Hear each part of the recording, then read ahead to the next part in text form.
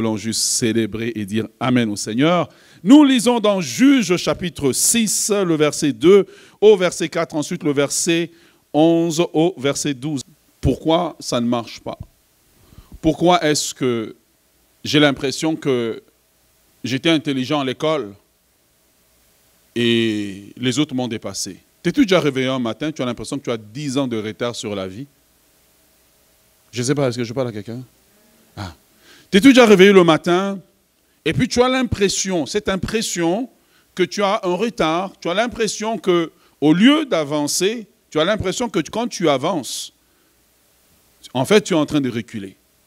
C'était le goût amer que Gédéon avait. Gédéon, qui est cet homme de cette tribu d'Israël, qui va avoir la visitation de Dieu, et Dieu va le saluer, et il dit, voyons héros. Il dit à Dieu, oh, attends une minute avant de m'appeler voyons héros. Il n'y a rien qui marche.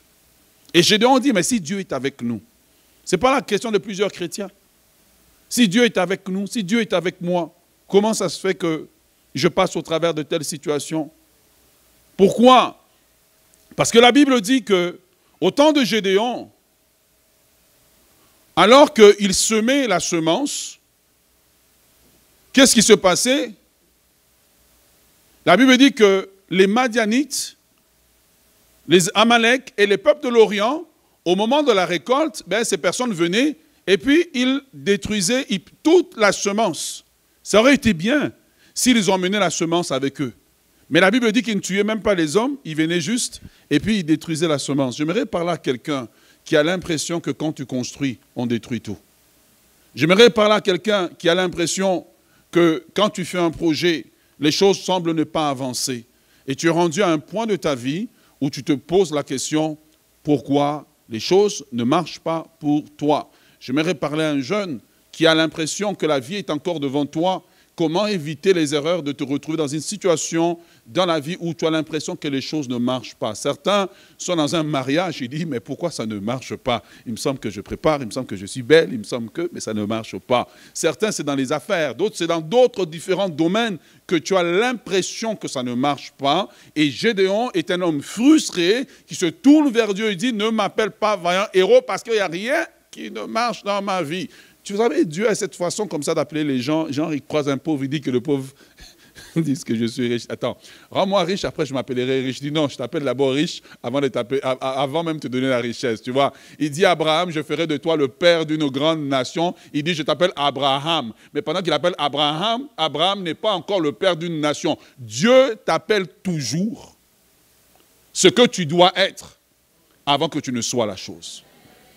Oh yes.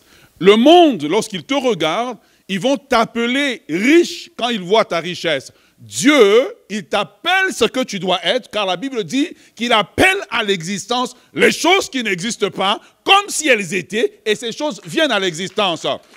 À la différence des hommes, Dieu va toujours t'appeler. Quand Dieu te regarde, tu dis, oh, je suis célibataire. Il dit, non, je t'appelle marié. Quand tu te regardes, tu dis, je suis un voyou. Dieu dit, non, je t'appelle un homme responsable. Quand tu regardes ton mariage, tu dis, c'est un chaos. Dieu dit, non, ton mariage est un jardin d'Éden, parce que Dieu appelle toujours à l'existence les choses qui n'existent pas, comme si elles étaient, et ces choses-là viennent à l'existence. C'est pour cela que j'aimerais t'inviter, si tu es un Gédéon ce matin, à ne pas parler le langage de tes circonstances, mais à parler le langage de Dieu. Est-ce que tu peux dire à ton voisin, parle le langage de Dieu? C'était un bon voisin? Comment il a réagi? Choisis un autre voisin, dis-lui, parle le langage de Dieu. Mon frère, ma soeur, il est temps de commencer à parler le langage de Dieu. Ouais, dans un milieu chaotique.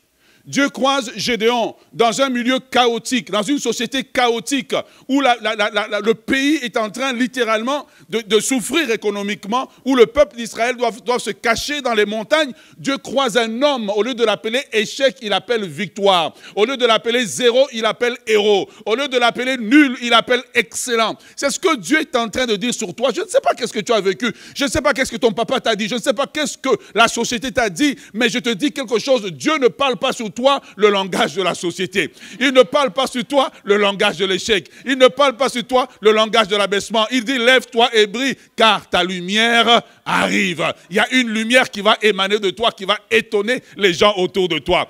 Ah, moi, je l'aurais appelé vaillant zéro, Dieu l'appelle vaillant héros. Oh yes. Moi, je l'aurais appelé nul, petit, tu es fini, tu viens d'une petite tribu. Je te vois comme si tu es rien. Mais Dieu le croise, il dit, je vois en toi ce que les autres n'ont pas vu. Je vois en toi ce que les autres n'espèrent pas. De toi sortira des richesses. De toi sortira la grandeur. De toi sortira l'excellence. Ah oui. Et ce que j'aime de Dieu, c'est que quand les hommes ont perdu espoir sur Gédéon, Dieu dit, je vois en toi de l'espoir. Je vois en toi un leader. Je vois en toi quelqu'un qui peut faire des grandes choses.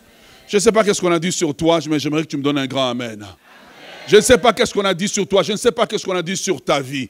Tu savais, il y a des gens comme ça qu'on appelle les underdogs. Les underdogs, c'est les gens sur qui... Comment on dit ça en français ? Les sous-estimés, voilà. Les gens sur qui on ne comptait pas, les gens sur qui on n'espérait pas. J'aimerais prendre juste un moment pour parler à quelqu'un. Dieu est spécialisé pour aller chercher les gens sur qui on ne comptait pas pour faire des grandes choses. Il s'en va chercher un Moïse sur lequel on ne comptait pas. Il dit à Moïse, je veux faire avec toi des grandes choses. Dis au Seigneur, fais avec moi des grandes choses. Ah oui, il s'en va chercher un Simon-Pierre sur qui on ne compte pas et il s'en va faire avec lui des grandes choses. Il prend un Paul de Tarse qui est un meurtrier, un homme qui a fait du mal à l'église alors que lui-même ne peut pas compter sur lui-même. Dieu dit, moi je compte sur toi. J'aimerais dire à quelqu'un aujourd'hui sur qui tout le monde a jeté l'éponge, que Dieu n'a pas encore jeté l'éponge sur toi. Que Dieu n'a pas encore jeté l'éponge sur toi. Si les hommes ont jeté l'éponge sur toi, Dieu n'a pas encore jeté l'éponge sur toi. Si les hommes ont dit que ton cas est insoluble, Dieu dit ton cas, il est soluble. Ton cas, il est réparable. Ta vie, elle est réparable. Ton mariage est réparable. Ta situation est réparable. Je n'ai pas encore jeté l'éponge sur toi. Voilà pourquoi lorsqu'il croise, il l'appelle vaillant héros. Parce que quand Dieu t'appelle quelque chose, c'est ce jour-là que tu commences à changer. C'est le jour où il a appelé Abraham, que Abraham a reçu la semence divine pour devenir le père d'une nation. J'aimerais te demander de ne pas jeter l'éponge sur toi-même. J'aimerais te le demander. J'aimerais proclamer sur ta vie un nouveau commencement. J'aimerais proclamer ta vie un nouveau commencement, sur ta vie un nouveau commencement. J'aimerais commander sur ta vie un nouveau changement. J'aimerais aujourd'hui affirmer sur ta vie que tu n'es pas né juste pour vivre l'échec. Tu n'es pas né juste pour rester en arrière. Tu n'es pas né juste pour accompagner les gens au succès. Tu n'es pas né. Qui aurait espéré que Gédéon aurait été choisi? Personne. Quand personne ne compte sur toi, Dieu te choisit. Dieu va choisir un David sur lequel personne ne pouvait compter. Dieu est le Dieu des nuls. Parce qu'il choisit les nuls. Quand Dieu choisit un nul, tu sais, quand ta famille a dit tu es 0, 0, 0, 0, Dieu dit il n'y a pas de problème, il met 1 devant. Il n'y a pas de problème. Pourquoi Dieu met 1 devant? Parce que Dieu n'est jamais en arrière, il est toujours devant. Oh yes, j'aimerais t'encourager. J'aimerais t'encourager. Je parlais avec quelqu'un dernièrement, je disais, nous là, nous c'est moi en fait. Nous sommes de ceux sur lesquels on n'avait pas compté. Ceux sur lesquels on n'avait pas espéré. Peut-il venir quelque chose de bon de Nazareth? Peut-il venir quelque chose de bon de toi? Peut-être même ton père a jeté l'éponge, ta mère a jeté l'éponge. Mais j'aimerais te dire que quand Dieu te regarde,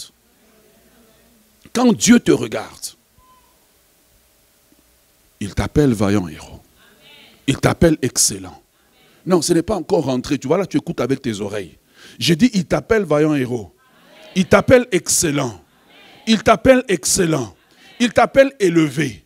Ton nom ne sera plus le nom que les autres t'ont donné, mais ça sera le nom par lequel Dieu t'appelle maintenant. Dieu n'a pas appelé Gédéon par le nom que son père l'a appelé. Dieu l'a appelé vaillant héros. Vaillant héros. Vaillant héros. C'est là a commencé à corriger sa vie. Mais quel est le problème dans ce texte que nous lisons? J'aimerais juste m'y pencher avec vous un moment. Vous savez, la Bible, la vie, c'est l'ensemble des choix qu'on fait. Il y a quelques années, le pasteur T.D. Jakes a écrit un livre intitulé « Can you stand to be blessed ?» Et dans ce livre-là, il raconte comment est-ce que parfois on veut être béni, mais on n'a pas la colonne vertébrale pour supporter le poids de la bénédiction. Suis-moi, je m'en vais avec toi quelque part. Et parce que souvent, lorsque on cherche à être béni, eh bien, on vient et on prie Dieu. Et le peuple d'Israël a prié Dieu pour sortir d'Égypte, et Dieu les a sortis d'Égypte. Dieu les a rentrés dans le pays promis, c'était le succès. Ils ont réussi, ils ont conquis le pays. Et qu'est-ce qui s'est passé? La bénédiction a éteint la flamme de Dieu. La bénédiction a fait que ces gens qui devaient rester attachés à Dieu, ils ont commencé à s'éloigner de Dieu. Ils ont commencé à s'éloigner de Dieu, ils ont commencé à abandonner Dieu. La bénédiction a fait que ces personnes-là ont fait un choix. Parce que notre vie, c'est l'ensemble des choix qu'on fait. Notre vie, c'est les choix. Les choix que nous faisons depuis que nous sommes petits. Le choix que quelqu'un fait, tu as peut-être 14, 15 ans, et puis 14, 15 ans, tu commences à regarder des films en cachette sur ton téléphone. Mais c'est un choix que tu fais, ce choix a des conséquences sur ta vie. Et tranquillement, le peuple s'est éloigné, et en s'éloignant, ils sont tombés dans ce que j'appelle une sécheresse. Et il y a 2 semaines, je parlais du type de sécheresse. Je parlais de la sécheresse Akar. Dans la sécheresse Akar, c'est la sécheresse qui vous atteint. Ça veut dire que c'est comme quelqu'un qui a tous les organes pour fonctionner normalement, mais qui n'arrive pas à produire des résultats. Amen. Est-ce que tu es avec moi? Parce que là, je commence à enseigner maintenant. Il a tous les organes, tout est correct. Mais cette personne n'arrive pas. Cette personne est intelligente, mais elle n'arrive pas à finir l'université. Cette personne, tu es belle, mais tu n'arrives pas à te marier. Donc quand tu te regardes dans le miroir, tu regardes une mariée maquillée, tu dis, même moi sans maquillage, je la dépasse. Mais c'est elle qu'on a choisie, ce n'est pas toi qu'on a choisi. C'est un mystère, mais je crois qu'il y a des sécheresses dans notre vie auxquelles Dieu s'adresse. Mais aujourd'hui, j'aimerais voir avec vous un autre type de sécheresse qui va nous aider à voir clair. Amen. C'est la sécheresse que j'appelle en français trop d'efforts, peu de résultats, trop d'efforts, pas de résultats. Trop d'efforts, peu de résultats, trop d'efforts, pas de résultats. Et quand on est comme ça, eh bien, on devient comme Gédéon, on est frustré. On est frustré. Et j'ai parlé dans le premier culte, je disais aux gens, ce qui est grave dans la vie, c'est quand tu n'arrives pas au point où tu es frustré, où tu ne te poses pas les questions, pourquoi ça ne marche pas? Pourquoi? Le plus grand changement commence dans ta vie le jour où tu commences à te poser des questions. Pourquoi ça ne marche pas? Pourquoi ma vie ne marche pas? Pourquoi mon mariage ne marche pas? Pourquoi mes études ne marchent pas? Pourquoi est-ce que j'ai beaucoup d'argent, mais j'arrive toujours à la fin, c'est comme si je n'ai pas d'argent. Mais la Bible nous dit au verset 3 que quand Israël avait sémé, Madian montait avec Amalek et les fils de l'Orient, et ils marchaient contre lui. Ils campaient en face de lui, détruisaient les productions du pays jusque vers Gaza et ne laissaient en Israël ni vivre, ni brebis, ni bœuf, ni âne. Remarquez qu'ils appliquent la loi du travail. Vrai ou faux? Vrai ou faux? Ils travaillent, oui ou non? Ils appliquent la loi du travail, ils appliquent la loi de l'effort, ils appliquent la loi de l'investissement parce qu'ils sèment. S'il vous plaît, juste remettez le texte un moment. Voilà, ils appliquent tout ça. Verset suivant. Mais vous allez remarquer qu'au moment de la récolte, quelqu'un d'autre jouit de la récolte. C'est de cette sécheresse-là que je vais parler. Des gens qui ne peuvent pas jouir du produit de leur travail. Des gens qui font des efforts. Tes efforts sont louables, mais à la fin de la journée, c'est comme quelqu'un d'autre qui jouit du fruit de tes efforts. Un jour, quelqu'un était venu pour me proposer un prêt. Et puis j'ai dit non. Quand ma femme m'a demandé pourquoi, je dis parce que je ne veux pas que mon argent lui appartienne pour les prochains 5 ans. Ah oui.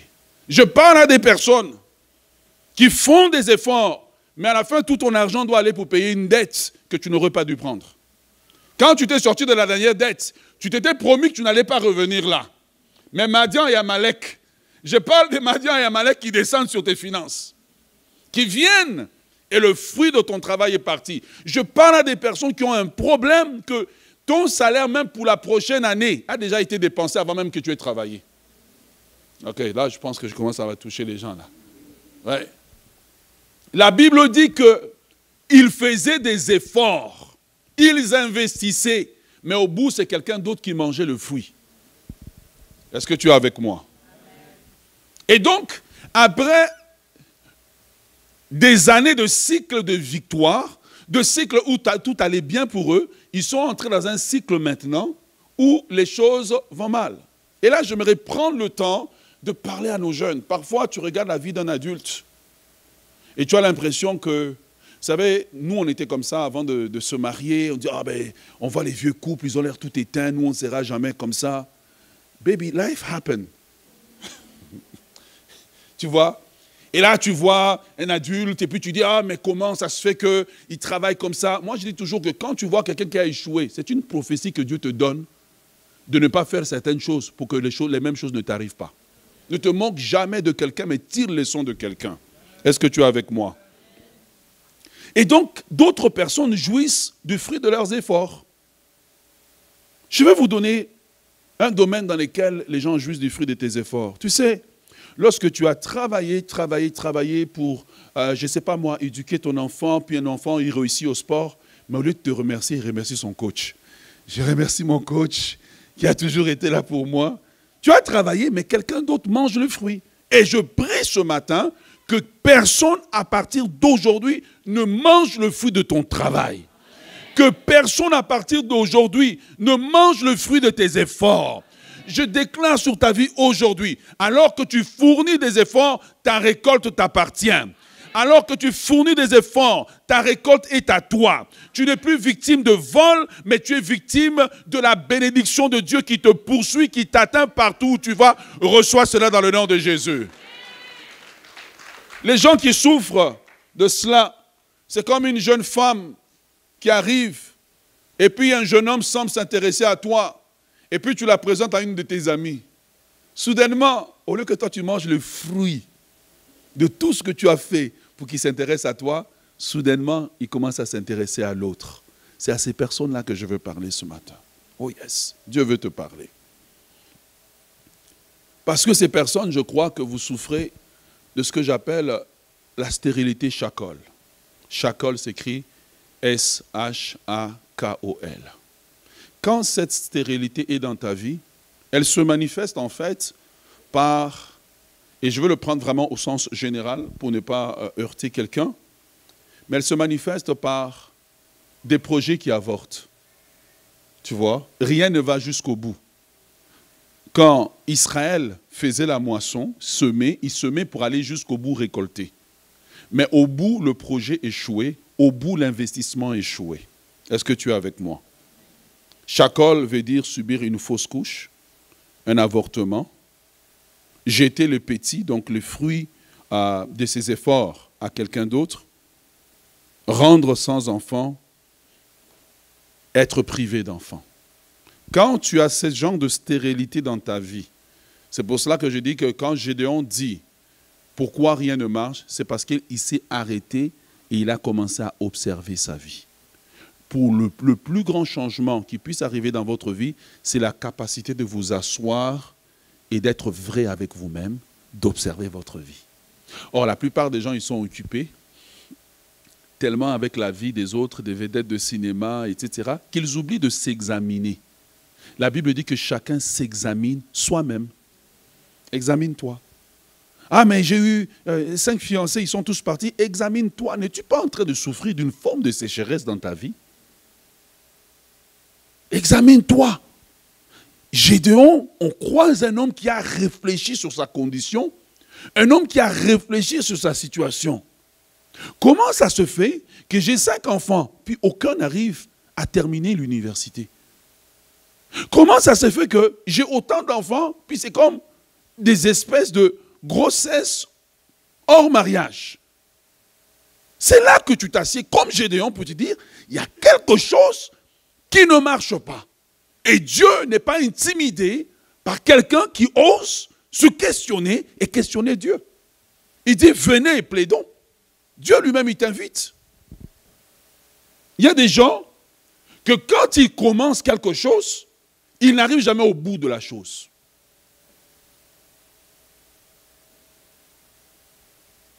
Il y a des gens, j'écoutais quelqu'un qui me parlait dernièrement. Il me dit, je ne veux plus rentrer dans une relation. Je demande pourquoi, il dit, j'ai peur de tout abîmer. Donc, un cycle est enclenché dans la vie de la personne. Mais aujourd'hui, dans le nom de Jésus de Nazareth, je prie que les cycles de perte, d'avortement de projets, d'avortement de projets d'entreprise puissent s'arrêter dans ta vie dans le nom de Jésus. Ah, tu as bien reçu ça, mais tu as reçu ça de façon tellement polie que je ne sais pas si c'est à toi que ça s'adresse. Peut-être que ça s'adresse à quelqu'un ici. Aujourd'hui, je prie que tout cycle qui a été injecté dans ta vie, qui a été commencé dans ta vie, qui dit que tu vas faire des efforts dans ta vie, mais que tu n'en mangeras pas le fruit, s'arrête dans le nom puissant de Jésus de Nazareth. Je prie que tout cycle de dépouillement, parce que la stérilité chacol, c'est la stérilité de dépouillement, où on te dit, fais les efforts, mais ne jouis pas du fruit de tes efforts. Au nom de Jésus, qu'il y ait une restauration dans ta vie, reçois-les dans le nom de Jésus. Maintenant, qui sont ceux ou les personnes qui peuvent expérimenter la stérilité chacol ou les caractéristiques de ces personnes? J'aimerais en donner 5. Premièrement, on le voit dans la Bible, c'est ceux qui font pleurer leurs parents. Ouais. Et j'aimerais parler autant aux jeunes qu'aux adultes, ceux qui brisent le cœur de leurs parents. La chose qu'il ne faut jamais faire dans la vie, c'est de faire pleurer son père et sa mère. Cham, le fils de Noé, est entré dans la tente. Oh ouais. Il a vu son père nu. Il a appelé ses autres frères. Mais il s'est dit un homme de Dieu, c'est un ivrogne. Parfois tu te plains, oui, mon père est un ivrogne, c'est vrai. Mais tu ne sais pas comment, peut-être qu'il a mal digéré ses problèmes de la vie. Est-ce que tu es avec moi? Et il voit son père nu et il sort et il raconte à tout le monde, j'ai vu mon père nu, etc. Il s'est dit un homme de Dieu, c'est un ivrogne, comment il peut être nu dans sa tente, etc. C'est un impudique, etc. Et son père se réveille, il a brisé le cœur de son père. Et son père dit, toi là, tu ne seras jamais rien dans ta vie. Une des façons dont les gens ne récoltent pas le fruit de leurs efforts, c'est parce qu'ils ont brisé le cœur de leur père et de leur mère. Ouais. Et le problème, c'est que quand tu le fais, au moment où tu récoltes, souvent tu as oublié la source des larmes. Tu as oublié la source. Ouais, la source, tu l'as oublié. Mais le produit, il est là. C'est que tu fais des efforts.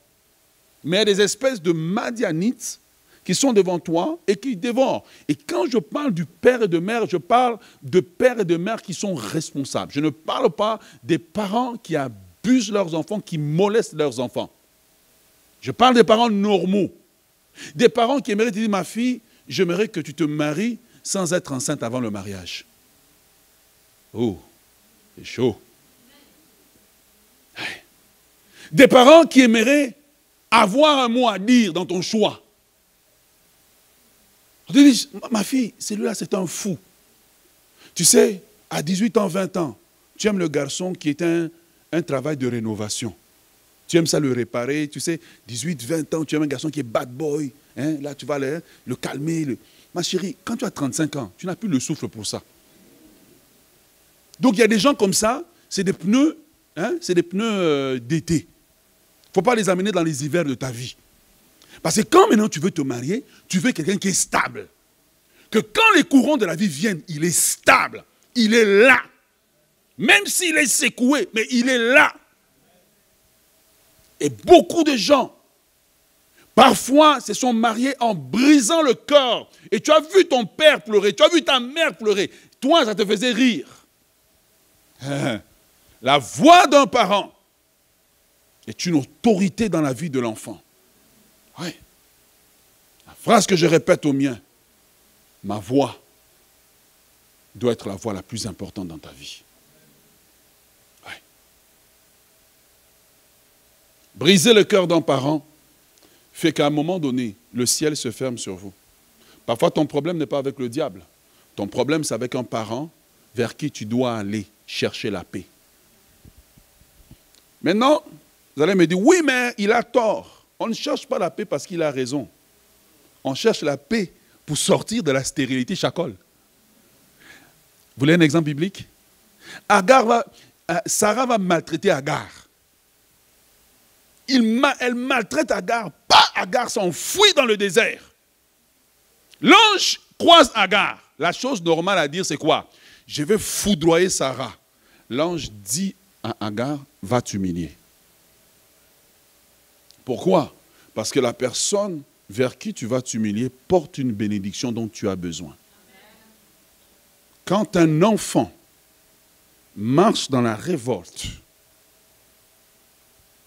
tu attires une sécheresse dans ta vie. Tu ne le vois pas tout de suite. Tu ris. Tu sais, surtout ici où on pense que tout le monde est égaux. Maman porte des talons, toi aussi tu portes des talons. Tu penses que vous êtes la même chose.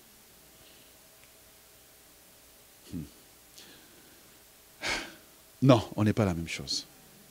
Papa se rase, toi tu te rases. Vous pensez que vous êtes la même chose? Non, on n'est pas la même chose. Je vous prie de ne pas créer des problèmes dans votre vie en marchant dans une forme de rébellion. Quand je dis ça, c'est que j'essaie de dire que tu as droit à ton opinion, mais on ne combat pas un père. On ne combat pas une mère. Fais tout pour la faire plaisir, pour tirer la bénédiction de cette personne, qu'elle te bénisse. Qu'elle te dise, oui, j'ai vu tes efforts. Et vous allez voir le changement. Et peut-être que tu es là aujourd'hui. Et je ne parle pas aux jeunes seulement. Je parle aux adultes aussi. Faites plaisir.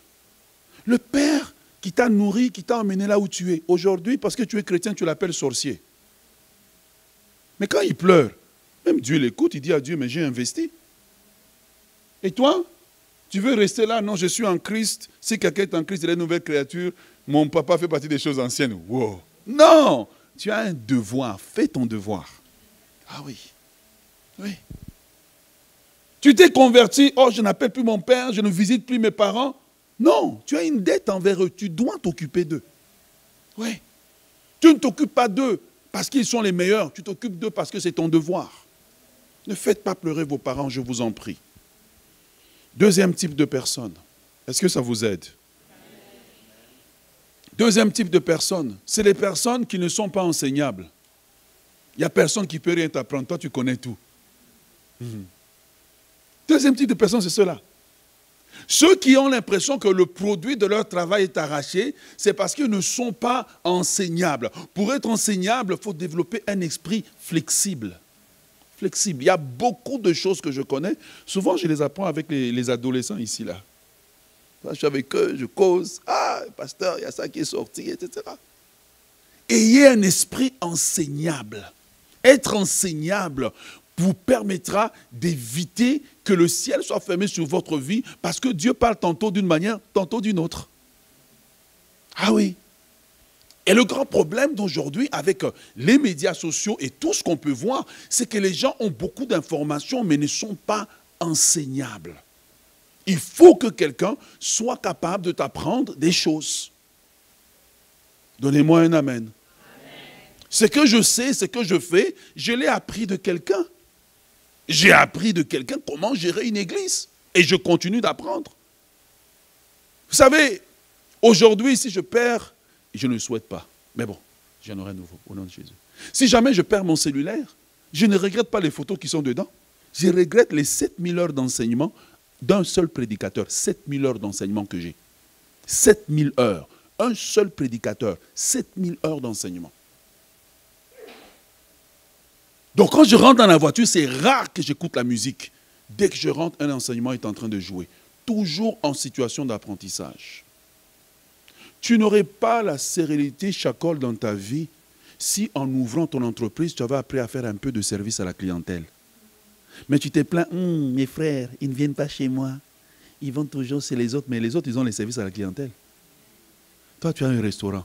Tu sais qu'à midi, tout le monde vient, demande le riz au poulet. Mais on arrive, il n'y a pas de riz, il n'y a pas de poulet. Mais non.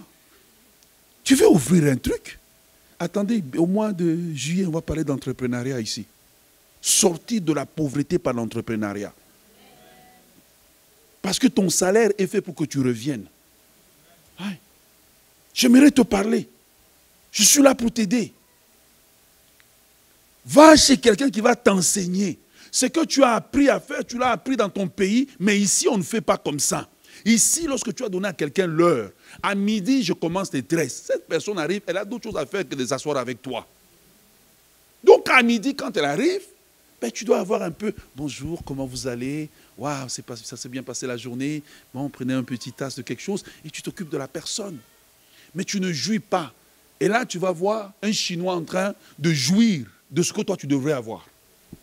Et tu dis non, mes frères, ils me rejettent, c'est des racistes. Ce n'est pas des racistes, ils sont aussi intelligents. Tu n'as pas de service. Apprenez des gens. Apprenez. Quand je gère l'église, je regarde des églises comparatives tout le temps pendant la semaine. Qu'est-ce qu'ils font? Comment ils évoluent? Waouh! Qu'est-ce que je peux apprendre d'eux? Qu'est-ce que je peux transporter ici? Mais toi, tu es incapable d'apprendre de quelqu'un.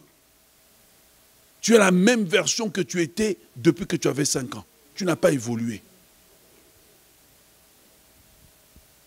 Il y a peu de gens sur la planète, comme des gens de notre couleur de peau, pleins de potentiel, mais vivant dans la pauvreté. Parce qu'ils sont incapables de s'adapter, incapables d'apprendre, incapables d'évoluer. Si tu veux sortir de cette stérilité, il faut que tu sois enseignable. Numéro 3. Parce que j'ai promis, je vais finir au deuxième service. Numéro 3, est-ce que ça vous bénit? Amen. Numéro 3. Troisième type de personnes qui rentrent dans la stérilité chacole. Tu vois le produit de ton travail partir. C'est les personnes qui ne sont pas capables d'accepter la correction. Quel calme aujourd'hui. Les personnes qui sont incorrigibles, on ne peut pas te corriger. Toi, tout ce que tu fais, personne n'a le droit de te dire quelque chose. Un homme qui n'aime pas être corrigé est un homme qui ne peut jamais prospérer. Un homme qui ne peut pas être corrigé est un homme qui risque de mourir avant son temps. Vous devez développer un esprit tel que quand on te corrige, tu dis même merci. Je ne sais pas, papa, nous on était cette génération, maman te corrige et dit merci. Tu fais, oh, quelle confusion. Tu viens de me malmener ici. Il faut apprendre. Il faut que tu aies des personnes qui peuvent avoir un droit de parole sur ta vie. Et je le répète, avoir 18 ans n'est pas l'émancipation totale. Tu dois avoir des personnes qui ont un droit de parole sur ta vie pour te dire, le chemin que tu empruntes là n'est pas bon. Mais tu vas voir les gens. Tu vois, la jeune fille, elle commence fiançailles en cachette. En cachette, 1 an, 2 ans, 3 ans, 4 ans. Et puis le jour où elle émerge, le cœur est trop attaché. Personne ne peut rien dire. Jour 1, déclaration d'impôt, il y a quelqu'un.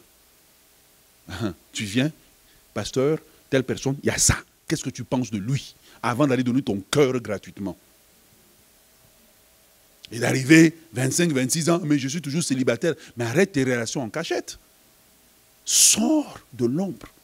Être corrigible, c'est autoriser certaines personnes à avoir un droit de parole. Donc, lui, elle, quand elle parle là, je peux m'arrêter un moment. Juste y penser. Souvent, les gens se plaignent. Je n'ai pas ceci, je n'ai pas eu cela, je n'ai pas eu cela, mais parce qu'ils ne sont pas capables d'écouter la voix qui les corrige. Ouais. Tu aurais déjà fini l'université si tu avais écouté. Tu serais bien marié si tu avais écouté.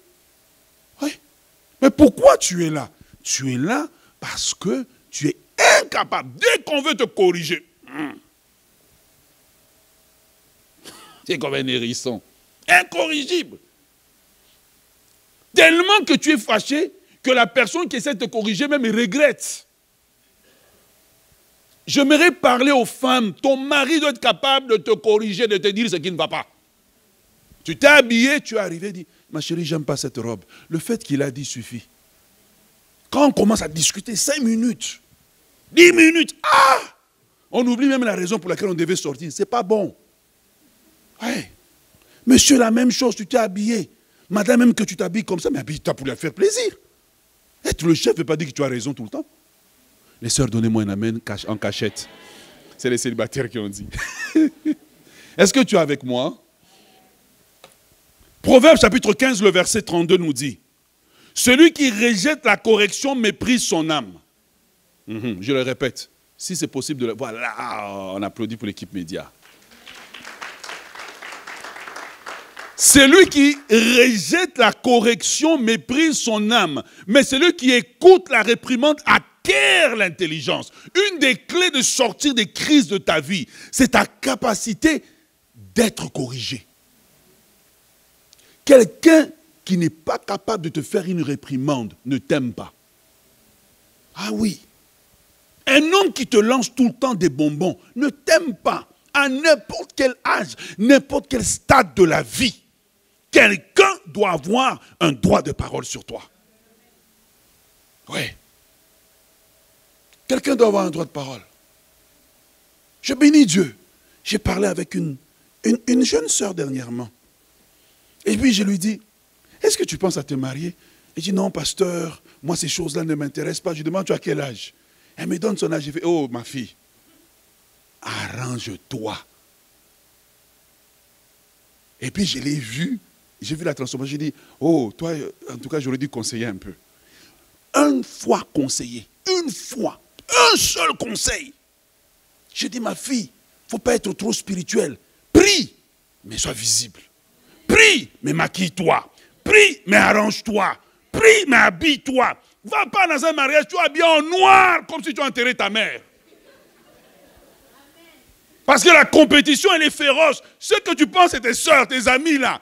Vous regardez tous les mêmes hommes. Aide-moi à dire amen à quelqu'un. Oh yes. Je lui ai dit, non, arrange-toi. J'étais surpris de voir. Elle a dit, oui, pasteur. Et puis après, j'ai dit, tu as un peu exagéré. Diminue un peu, diminue. Diminue. Et elle me dit, depuis que tu m'as donné ce conseil, les gens commencent à dire, mais qu'est-ce qui se passe avec toi?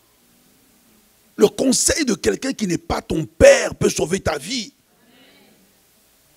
Toi, tu veux que tes conseils, tu les prends sur les médias sociaux de quelqu'un qui n'a aucun intérêt pour toi. Et puis tu essaies d'appliquer. Non. Quelqu'un doit avoir une certaine autorité sur toi et te dire, ce que tu es en train de faire, c'est de la folie. Attendez, je vais vous aider. Il y avait un roi d'Israël du nom de Uza. Dieu l'avait béni, il prospérait. Et puis un jour, qu'est-ce qu'il a décidé? Ah ben non, moi j'ai prospéré, hein.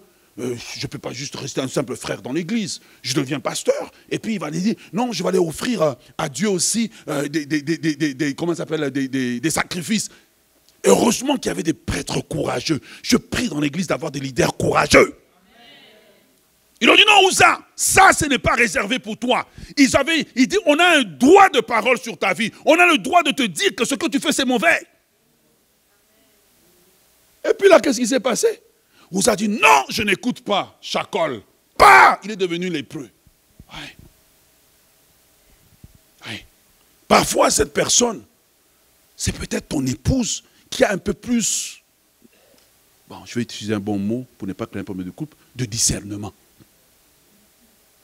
Quand ta femme te dit, cette femme est trop proche, il n'y a qu'un antilope qui connaît un antilope. Le fait qu'elle a dit, tu dois emmener toutes les corrections nécessaires. Car tu ne sais pas si tu es le repas du matin, le repas du midi ou le repas du soir. Ouais. Quelqu'un doit être capable de te parler. Comment ça se fait que personne n'a le droit de parole sur toi? Quelqu'un doit être... La raison pour laquelle tu es en train de tourner en rond, c'est parce que personne n'a le droit de parole. Ouais. Quel calme! Merci Seigneur. Aide-nous Seigneur. Sophonie, chapitre 3, le verset 7. Peut-on le mettre? Jusqu'aujourd'hui, avec tout ce que je fais, avec toute la notoriété que j'ai, le docteur Kabouya a un droit de parole sur ma vie. Oui. Il a le droit. Je dis non, là tu vas dans la mauvaise direction. Quelqu'un doit être capable de nous ramener de la voie de la folie.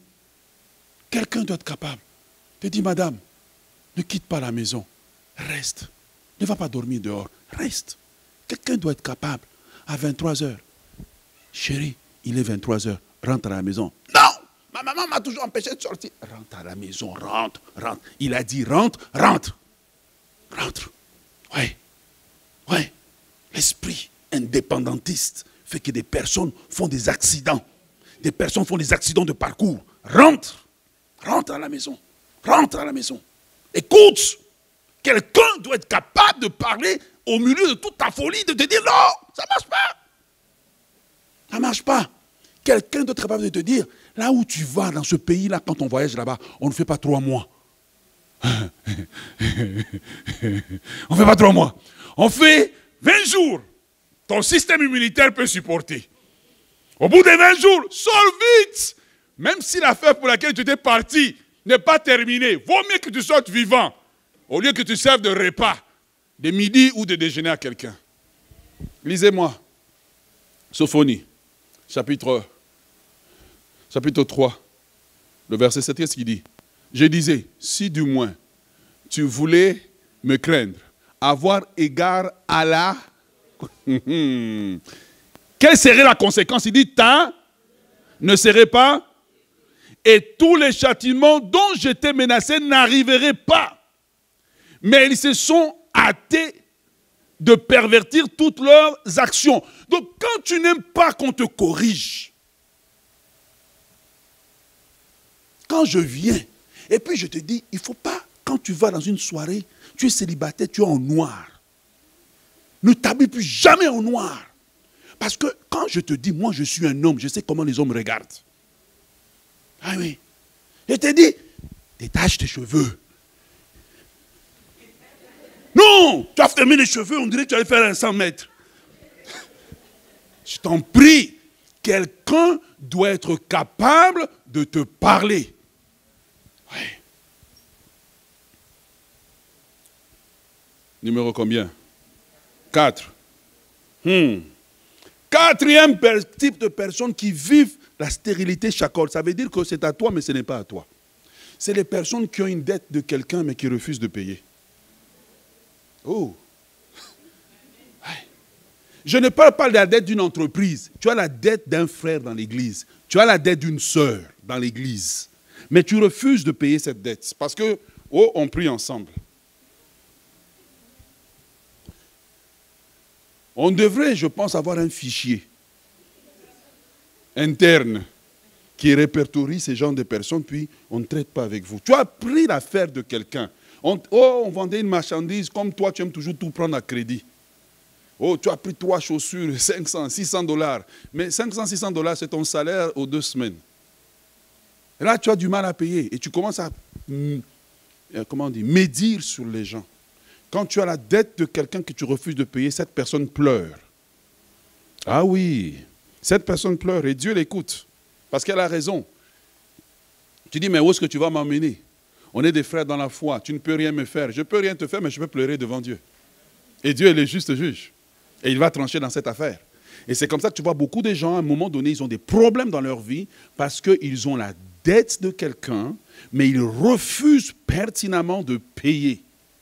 Parce qu'ils savent qu'il n'y a aucune conséquence qui va leur arriver.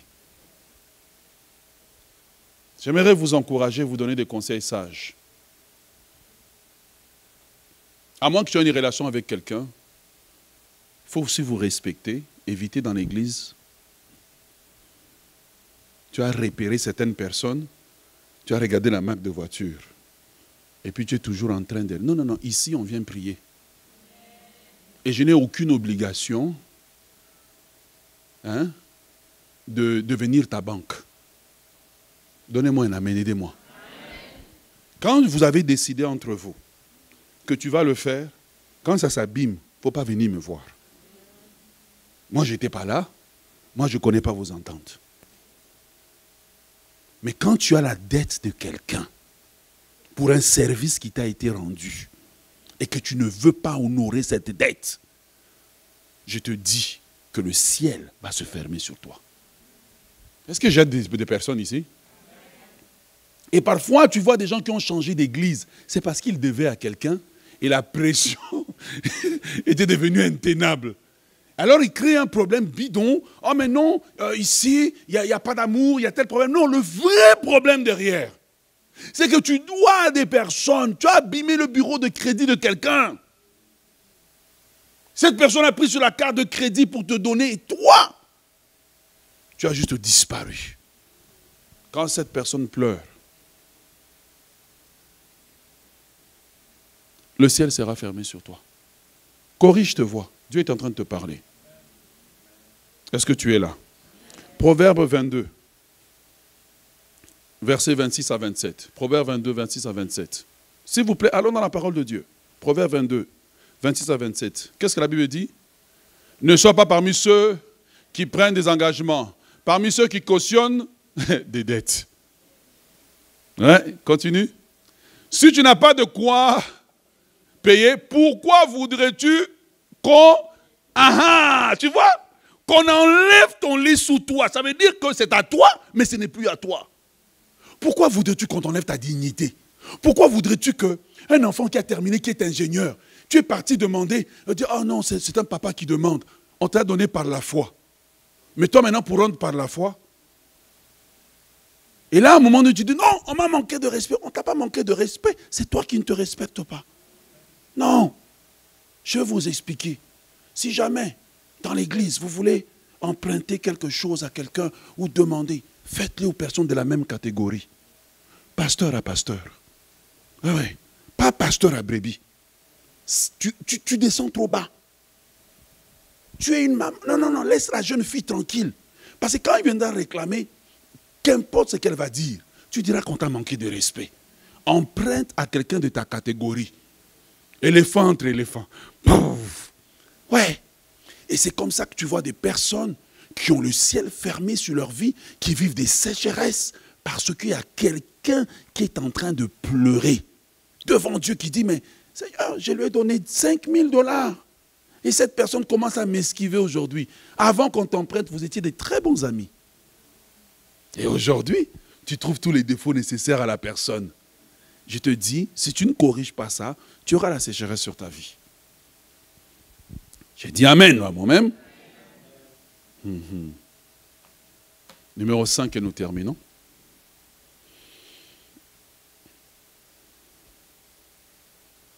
Si vous ne traitez pas ces causes dans votre vie, vous pouvez prier et jeûner. Je vous garantis que vous n'allez pas avancer. C'est un message pratique que je vous donne. Pratique. Règle tes problèmes avec autrui. Règle. Numéro 5, qui inclut tout ce que j'ai dit avant, c'est des personnes qui ont une malédiction qui opère dans leur vie. Quand une malédiction opère dans la vie de quelqu'un, regardez le mot, malé,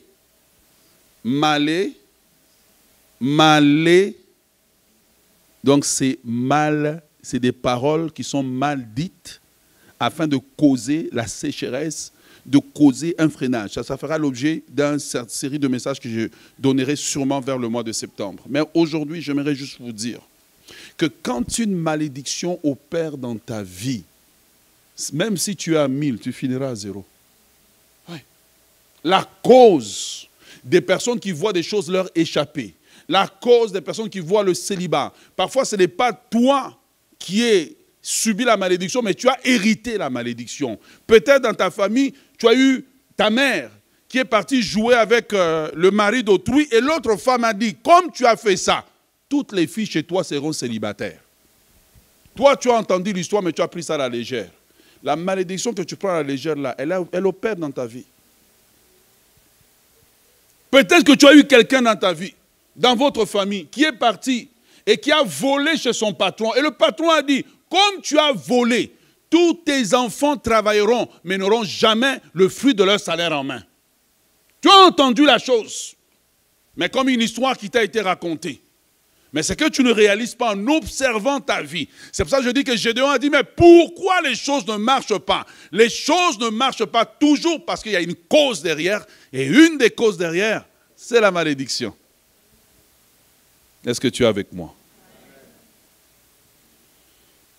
J'aimerais vous encourager aujourd'hui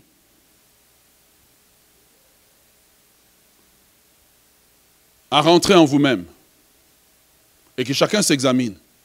Le but de venir à l'église, ce n'est pas seulement de taper des mains, Est-ce que Dieu te parle? Y a-t-il quelque chose, une main invisible, qui fait que tu ne prospères pas, qui fait que tu n'avances pas? Tu es intelligent, mais tu n'arrives pas à opérer au niveau de ton intelligence. Une des causes, c'est une malédiction familiale qui travaille. Et comme j'ai enseigné dans plusieurs fois ici, j'ai dit, parfois pour savoir s'il y a un problème familial, c'est très simple. Le portrait de famille ne trompe jamais. Vous voyez, dans une famille, quand ils font une photo, vous allez voir qu'ils se ressemblent soit du nez, des lèvres, voilà. Mais quand tu vois, dans ma famille, tel ne s'est pas marié, tel a eu tel problème, tel a eu le même problème, tel a eu le même problème, tel a eu le même... Mais ça veut dire qu'il y a un fil conducteur. Si tu remontes au fil conducteur, tu vas trouver la cause de la sécheresse.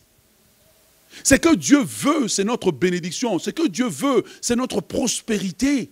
Mais comme Gédéon, nous devons nous asseoir à un moment donné et nous poser les vraies questions. Quand nous nous posons les vraies questions, Dieu nous donnera les vraies réponses. Est-ce qu'on peut se lever dans la présence de Dieu et l'acclamer très fort? Oh, acclame le Seigneur très fort.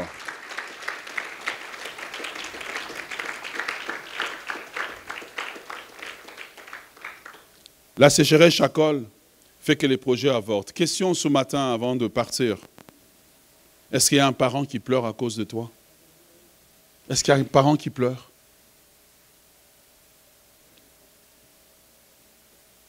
Est-ce que tu es enseignable? Est-ce que quelqu'un peut t'enseigner, te montrer quelque chose? Est-ce que tu es capable de recevoir la correction? Même quand les choses ne te plaisent pas. Souvent, les gens changent d'église parce que le pasteur a eu le courage de les corriger.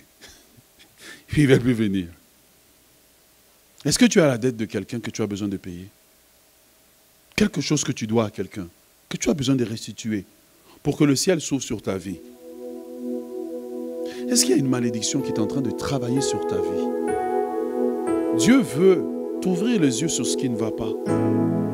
Peut-être que tu es au Canada. Mais comment tu es arrivé ici? Comment tu es arrivé ici? Je voudrais vous inviter cette semaine à ce que chacun s'examine. À ce que chacun dise à Dieu, sonde-moi, ô Dieu, et connais mon cœur. J'aimerais vous inviter un moment. Nous allons lever les mains devant Dieu, tout le monde ensemble.